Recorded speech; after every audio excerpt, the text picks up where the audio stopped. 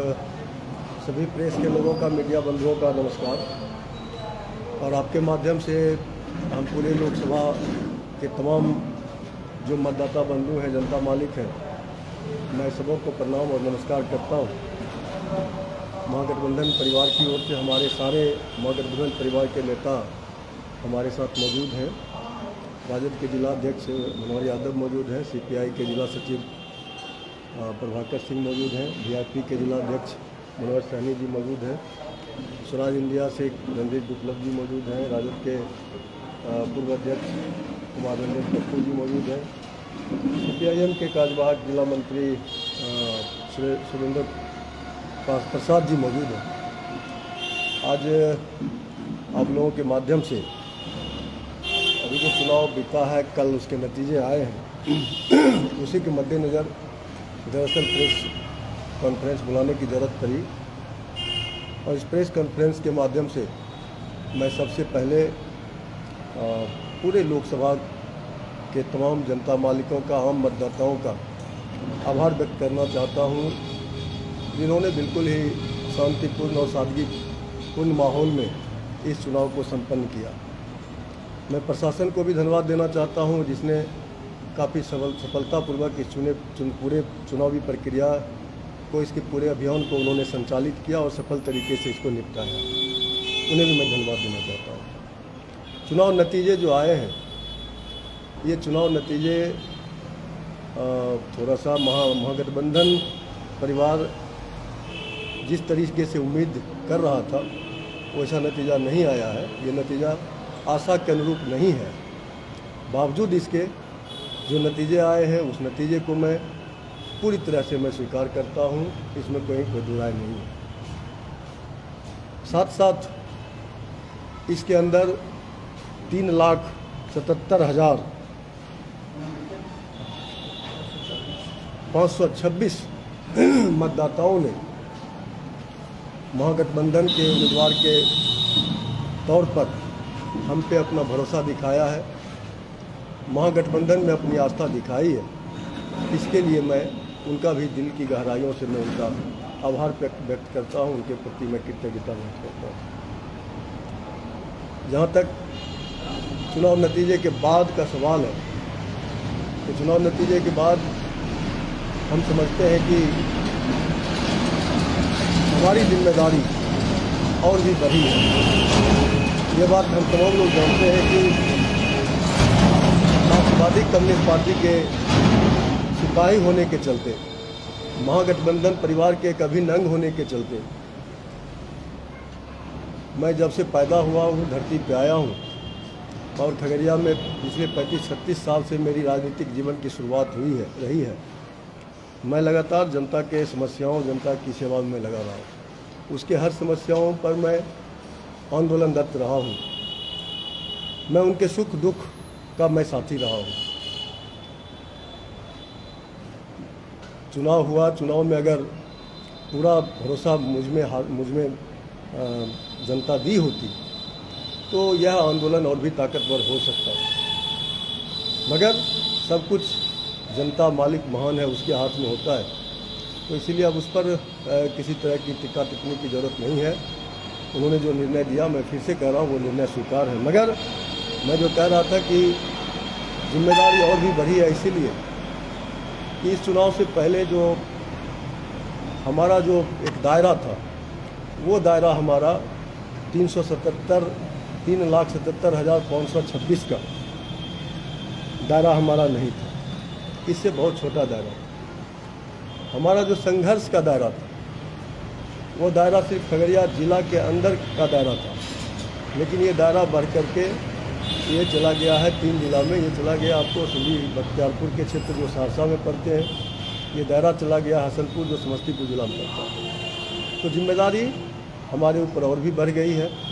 आंदोलन की जिम्मेदारी, समस्याओं के साथ जूझने की जिम्मेदारी, इतने लोगों के साथ साथ पूरे लोकसभा के आम जनों के सुख दुख में शामिल होने की जिम्मेदारी। मैं सिर्फ यही कह सकता हूँ कि मैं जब तक हूँ, तो चूँकि मैं पैदा लिया खगड़िया में, मैं बेटा खगड़िया का हूँ, मेरा सुख दुख का साथी खगड़िया लोकसभा के और खगड़िया जिला के लोग हैं, तो मुझे जाना कहीं नहीं है।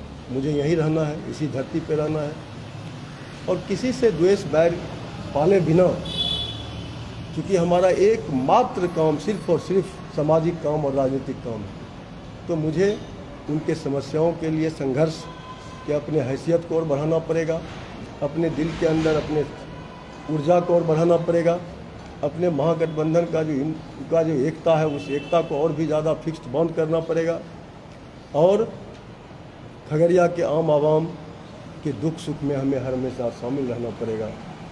ये मुझे करने की ज़रूरत है और मैं आज आप लोगों के माध्यम से पूरे लोकसभा के जनता मालिकों को मैं आश्वस्त करना चाहता हूँ कि आपका ये बेटा जब तक जिंदा है, जब तक इसकी सांस चलती रहेगी, तब तक आपके सेवा के लिए मैं तत्पर हाजिर रहूँगा। मैं आपके सुख दुख में मैं हमेशा शामिल रहूँगा। धन्यवाद। संजय बाबू, महागठबंधन के आप प्रत्याशी हैं, महागठबंधन में कहाँ हुई तो ये पराजय देखना पड़ा, कहाँ? ऐसा है सूरज जी कि अभी ना तो CPIM का कोई इनर बैठक हुआ है और ना ही महागठबंधन का इनर बैठक हुआ है, इसीलिए इसका विश्लेषण किए बगैर हम अगर कोई चीज़ मैं बोल देता हूं तो ये लगता है कि शायद ये सही नहीं होगा, ये हमारा एकांगी होगा। और चुनाव मैं नहीं लड़ा, चुनाव लड़ी पूरी जनता, ये चुनाव जनता लड़ी और ये जो वोट आप देख रहे हैं ये वोट जनता ने हासिल किया है। इसीलिए और भी गंभीर विश्लेषण, गंभीर समीक्षा की ज़रूरत है, क्योंकि जब जनता चुनाव लड़ी है तो जो जनता के नेता हैं उन सबको बैठा के हमको बात करना पड़ेगा, हमको देखना पड़ेगा, तब कहीं हमें पता चलेगा कि मेरी कहाँ कमजोरियाँ रही है या मेरी कहाँ अनदेखी रही है, ये तब पता। तो सर एक सवाल है कि अभी सोशल मीडिया पर एक तस्वीर है, एसपी यादव और नीतीश कुमार जी दोनों एक साथ फ्लाइट में बैठ के दिल्ली के लिए रवाना है, क्या आप बताना चाहते हैं?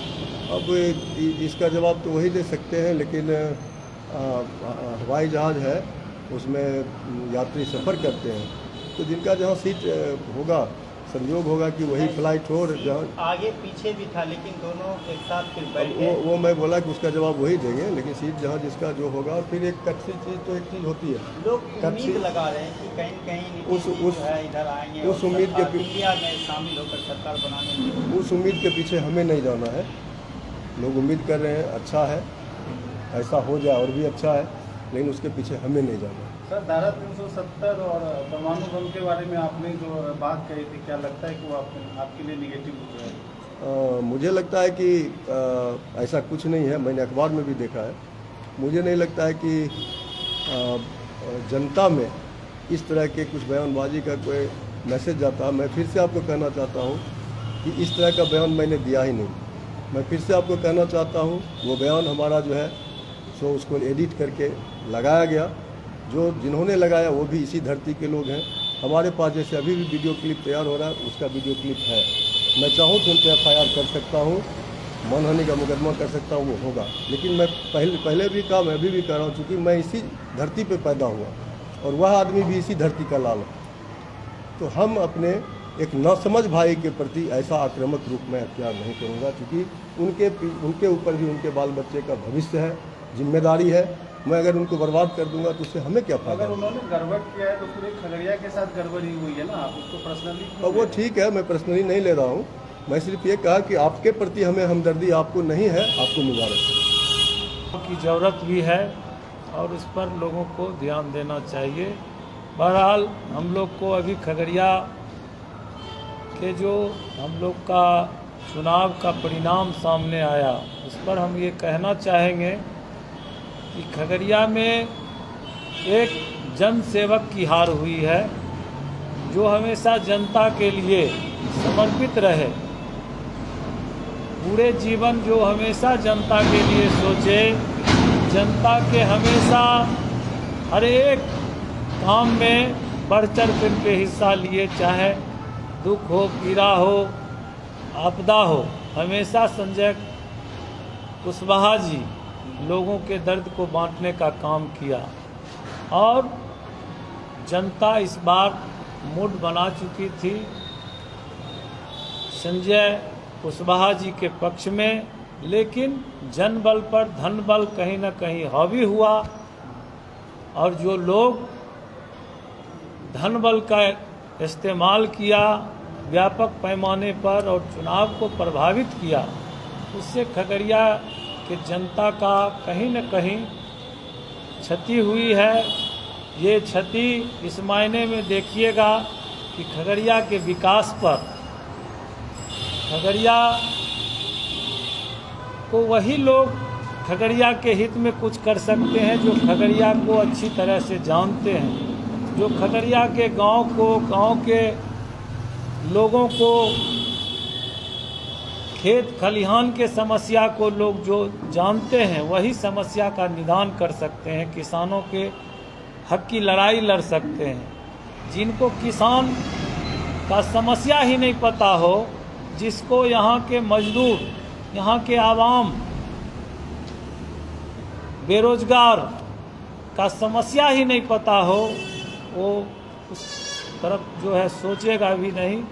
चंद लोग भले ही फ़ायदा उनसे उठा सकता है, जो अगल बगल चंद लोग उनके रहते हैं, हो सकता है उनको बेहतर फ़ायदा मिले, लेकिन खगड़िया के हित में ये अच्छी बात नहीं है कि एक जन नेता खगड़िया में जो है चुनाव को हारा है और इसका असर खगड़िया के दौरान बाहरी बिजली का मुद्दा जोरों से उठा था, लेकिन इस मुद्दा को लगता है कि आपने अच्छी तरह से भुला नहीं पाया, इसी की वजह से। नहीं, भुलाने का देखिए, हम तो कहे न, उसका पूरा सार है, निचोड़ है एक ही शब्द में कि जनबल पर धनबल हावी हो गया, भारी पड़ गया और हम लोग चुनाव रिपीट किए। जनता के मुद्दे जो है, जन समस्या जो है, कहीं न कहीं वो पीछे पड़ गया, दब गया और धनबल जो है हावी हो गया है, चुनाव परिणाम को प्रभावित किया है।